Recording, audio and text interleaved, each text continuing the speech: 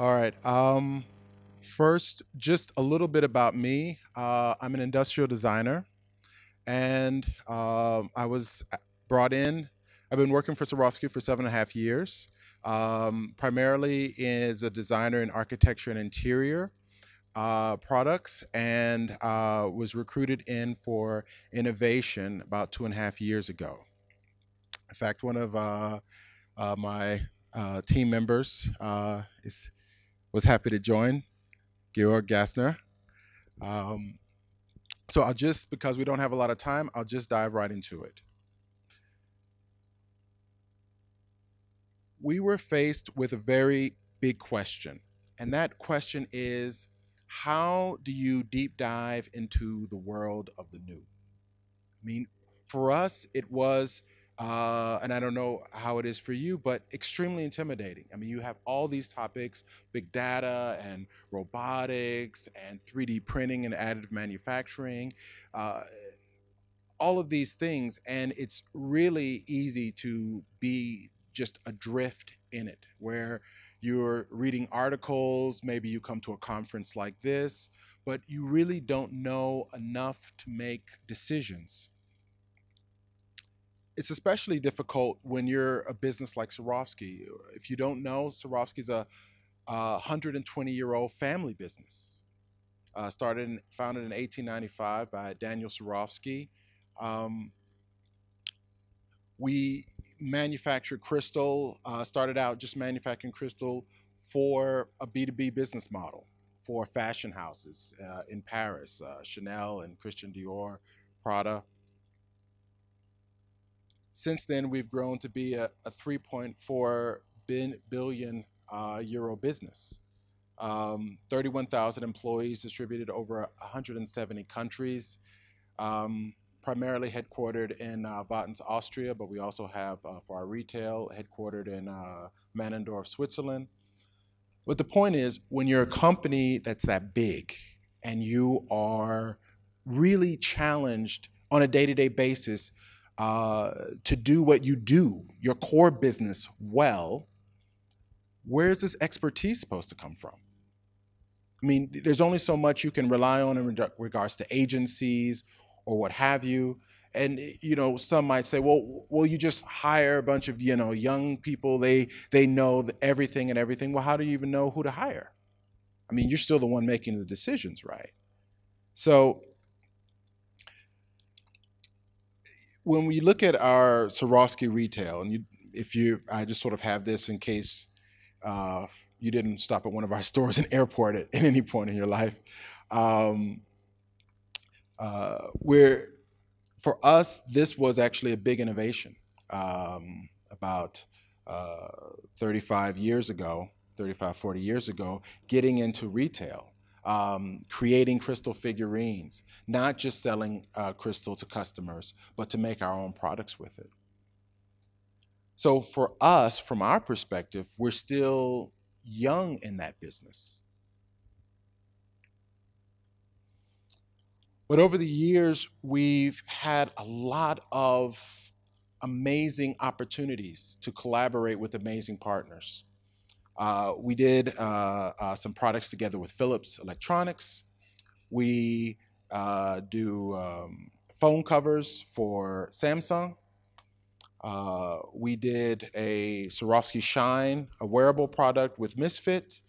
Um, the watch there is for Hawaii. The smartwatch, even for headlights for Mercedes Benz. If you guys didn't know, um, I think it was the S550 class Mercedes Benz. We did this crystal inside the headlights to amplify the light.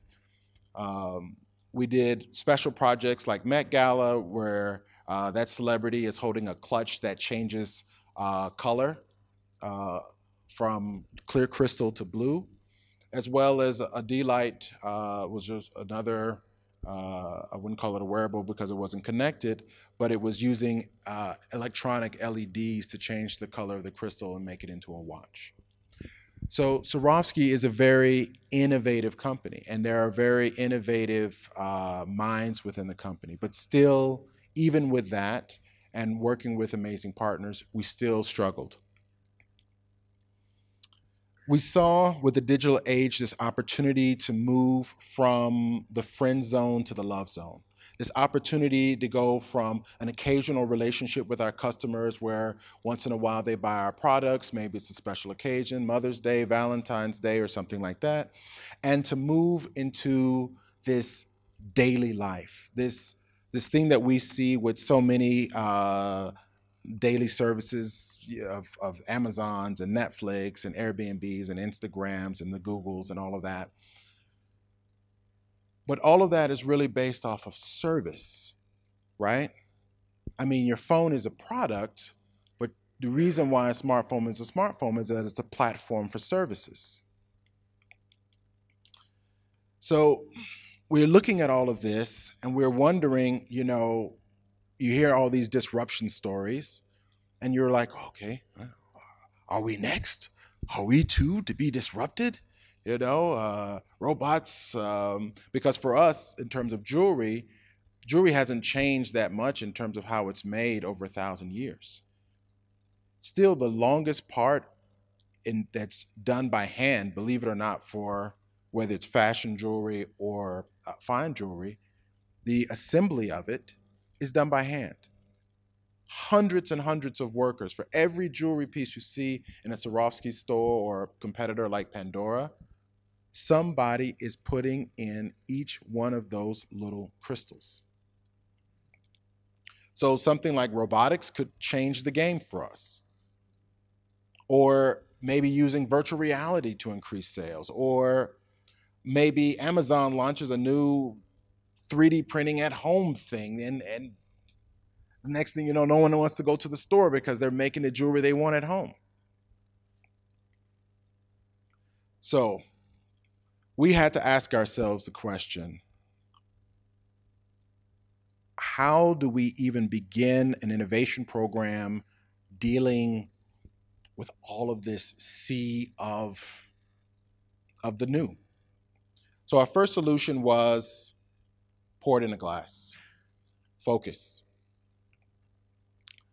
We decided that we were going to focus on a few key technologies that were, we felt that really had the potential to make a difference for us. So next generation manufacturing, additive manufacturing, robotics, API platforms. And we also wanted innovation inspiration. We wanted to meet potential partners. We wanted to do potential services and models to learn from. So in order to do this, we came up, my boss and I at the time, Gronick Martin, with a concept. Because we got together in a room and we were just like, man, if we were going to like trade shows and everything, we'd be going to those things forever, trying to get smart enough. And of course, those of you in corporate world know that our bosses are going, where's the strategy? Where are you going? What's going to do? Where are the deliverables? So we came up with a concept that we called the Golden Ticket Tour. The Golden Ticket Tour, using a consultant friend of mine out of New York City, was 3 cities: New York, Boston, San Francisco, 14 days, and 2 roundtable events, one in New York and one in Boston.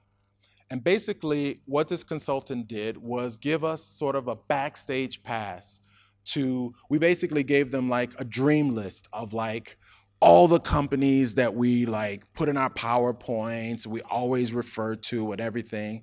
And the Golden Ticket Tour was a backstage pass to actually meet them in person, sit down, not discuss a project, not discuss anything, just to learn. And as you can imagine, that's hard because, as soon as you say Swarovski, people are like, okay, a client. We were like, no, be very clear. We're not going to be a client. We just want to sit, learn, and discuss.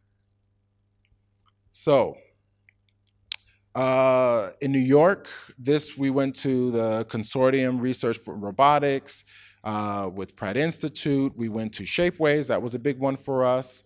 their headquarters and factory, Honeybee Robotics, if you know about the Mars landing robot, that was them. Um, in topology, that's doing really innovative software for 3D printing, additive manufacturing. We went to the new lab down at the Brooklyn Navy Yard. Francis Bottoni did this 3D printed dress. Lumia does smart fabric, Flextronics, which is a huge company, but they have an innovation hub in New York. And it was really fantastic because as a company even much bigger than us, we were able to really sit down with the CEO who was in from San Francisco, and he was really giving us his thoughts on what we should be doing, not just like with Flex. So it was really great. And in New York, that in the night, we did a roundtable discussion where our consultant was really smart. He said, "You guys need this roundtable discussion." And we were like, "Why? We just need to go and meet with these people." And he goes, no, you don't understand. All of this is community, okay? Like everyone is not just working in a company, all right? There's someone doing this over there. There's someone doing this over there. And you want to get them all in a room, give them questions, and let them argue. And listen to what they say. And fortunately, we listened to him, and we learned a lot. We did the same in Boston. We went to Desktop Metal before they even launched, which was amazing. We went to Reebok's 3D printing thing, Stratos, nervous system design. Neri Oxman, she did 3D glass printed thing. They got a lot of press. So as a glass company, we really wanted to speak with her. Go to MIT Media Lab, Artisans Asylum, San Francisco, Emerging Objects, Sculptio, Autodesk, this 3D printing artist named Anouk Wiprik, who is really amazing, wound up being our innovator in residence the next year. So as you can see, that was really a jam-packed 14 days. And after we recovered, my boss loosely sketched out this as our sort of rough strategy, sort of saying, okay, you've got usability, which is like wearables over here, and you've got next-gen manufacturing over here, and you've got kind of platforms over there. So one of the reasons that I was hired is as an industrial designer, I specialize in design thinking and system thinking. And so we did a lot of that. Lots of workshops, lots of processing, bringing all that knowledge into our teams. And one of the things that I, over the years, kind of on a personal thing, really got into was system thinking. If you're not familiar with it, it's basically like this. It's basically going from the big picture to the small picture, instead of going sort of to the small picture to the big picture, which is generally how we learn. So it's the way normally we think. Our natural way of thinking is, I learned this, I learned this, I learned this, I learned this, and I learned enough to sort of be able to step back and get a big picture of it. But system thinking is operating the other way around. So we looked at this holistic approach about asking the right question, gaining understanding, forming a hypothesis, experimenting, forming strategy, implementation. And there's a lot of crosses between those. So we asked ourselves a question, trying to further focus, saying, okay, how we got all this, that's good, but we need a target. We need to think about this as a person. And I think this is really our first baby steps towards this relationship-led mindset, and understanding that it was about relationship. But that's still early on, still early on. I think it's really easy to, especially if you're a company like Swarovski that puts so much precision and work into the manufacture of the crystal, and the jewelry, which means you have a more industrial, scientific, technical kind of perspective. So it's a little bit hard to get that sort of mindset. So we targeted the female millennial um, because she's a digital native. She's me now. She's socially connected. And from that, we created this ecosystem map around her. And this is really kind of, I would say, a merge between design thinking um, uh, and system thinking. We decided that there was no way that we could find our place without having a map. And so we created this map, and the way it worked was like this. In the center, there's the main target. Outside of that are the main jobs to be done. Like, what is it that she really needs done in a very, very core, basic way? From there, what's related to that, breaking it down a little bit further. And then the next ring is, what is she hiring to do it? What is she looking and seeking to do that for her? What sort of products, services? And then getting even more specific, who? Who is she hiring? Is it Amazon? Is it Pandora? Who is she hiring for it? And then how satisfied do we think she is with the solutions? And this was our next step towards this relationship-led mindset, being more consumer-centered. So I'm not going to go into the whole of that, but I will say that it basically broke for us into two hemispheres. On one side, there was beauty assimilation, which is the outside in. This is all of the marketing and the magazines and the movies and even just, you know, the people on the street. This is where she's seeing the tribe she wants to belong to, being on trend, magical convenience, all the things that are done for her. So this is all outside in. On the left hemisphere is her self-expression. It's how the digital age is empowering her to be more socially conscious, being concerned about sustainability, being a part of the making, becoming an entrepreneur because the tools are there for her to do that, and creating her own identity. For us, we decided to focus on the right hemisphere. We broke it down even further to creating a job to be done hierarchy pyramid, saying that for our customer, go back. For our customer, the most important thing for her would be magical convenience. That for our customer, she didn't want to know all of the things that are going on in the background. She just wanted it to work, just like her phone. She turns it on, it works.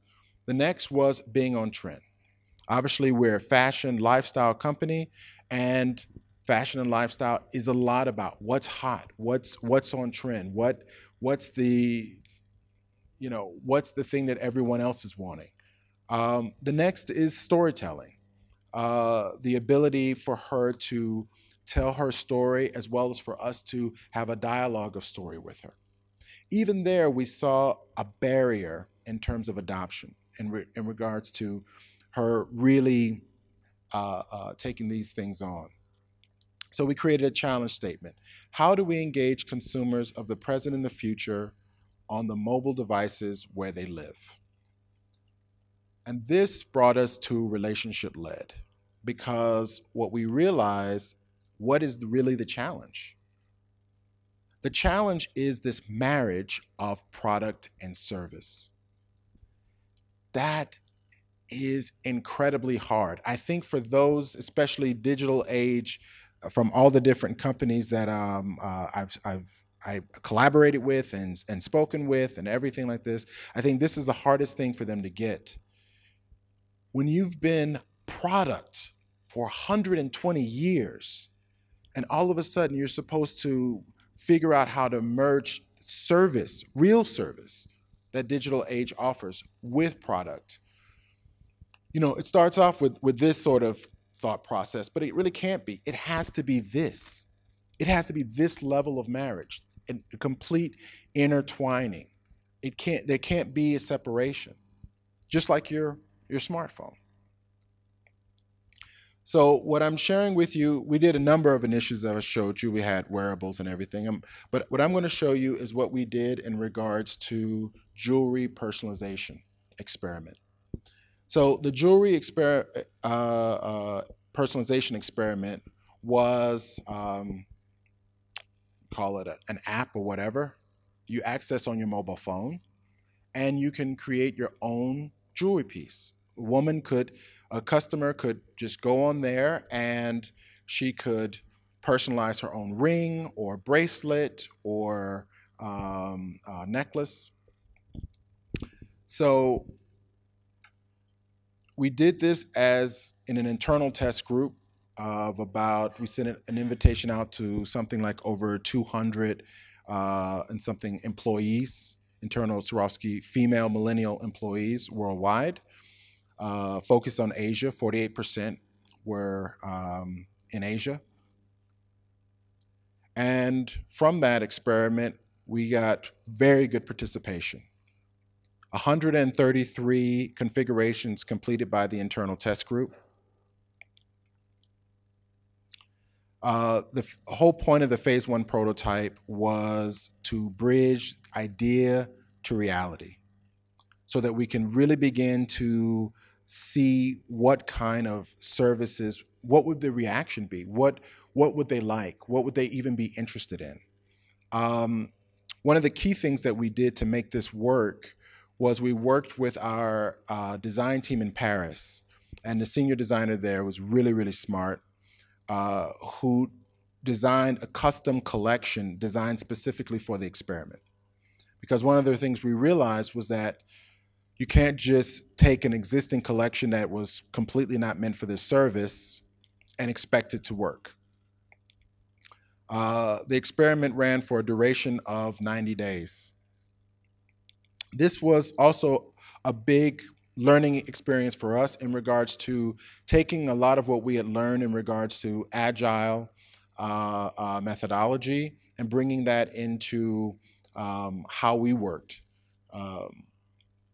So the whole point of this was that, starting actually from the bottom, we did this entire experiment in 60 days, which was nuts, but we did it. With the budget targeted for 15,000, but we actually made it at 6,000 euros. And we met all of our goals: to understand the service priorities, to gain a better understanding of how the service would work, to identify challenges and pain points, to produce 10% of the jewelry from the configurations, to obtain tangible information and insight to make strategic decisions.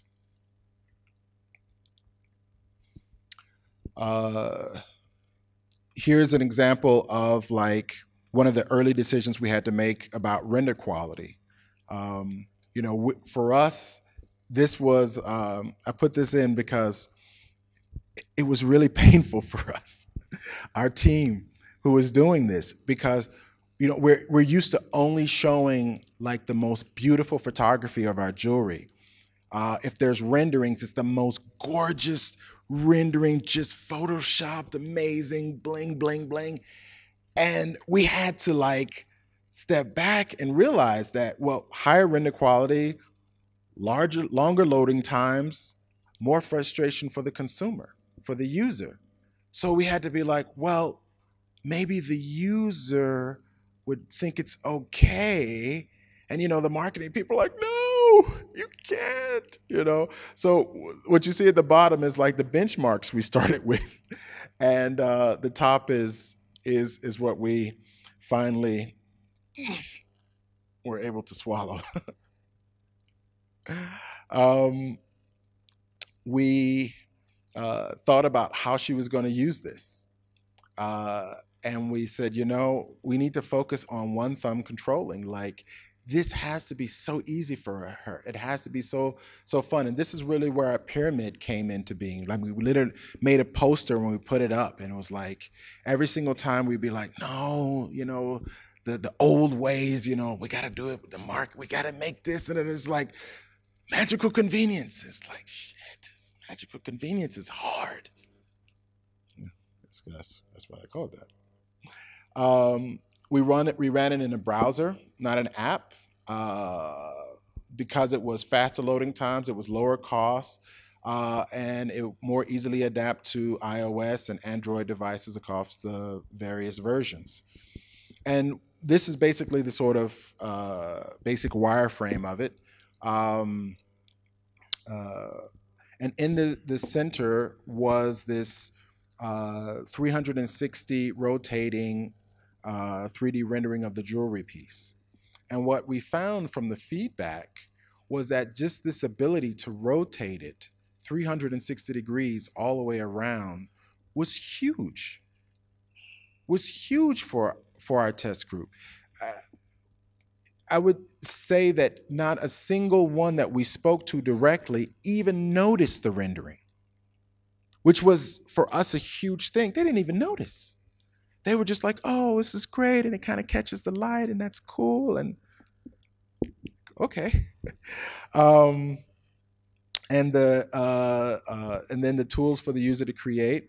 This is another big thing. We created at the bottom there was create and there was experience.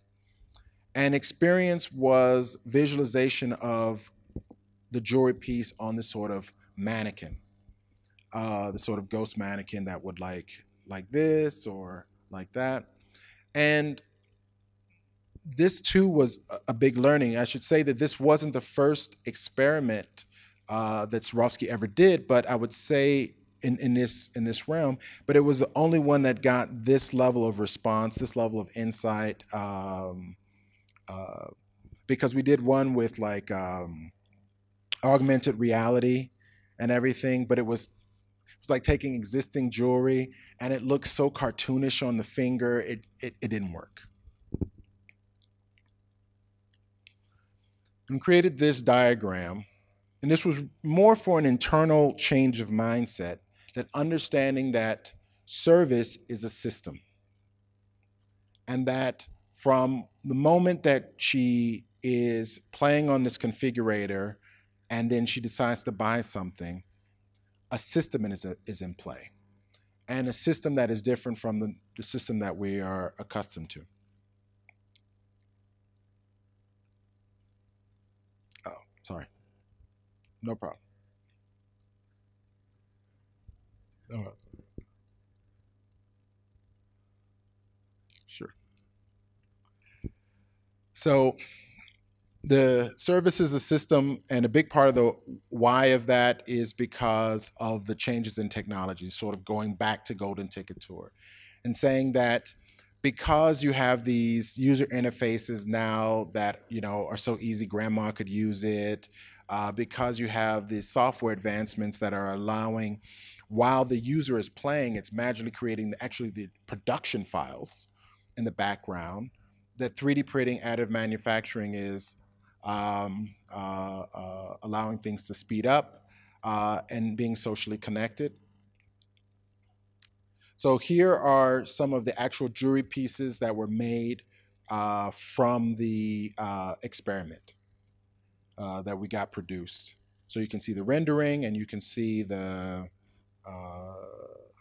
jewelry piece that was made from it.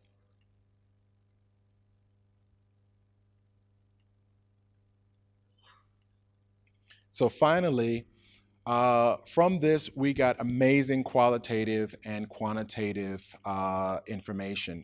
There was back-end data from the platform that came to us in pie charts and analytics on what was their favorite jewelry type, what was the crystal color that they all picked, what was their favorite metal finish, font, you name, even down to the chain length.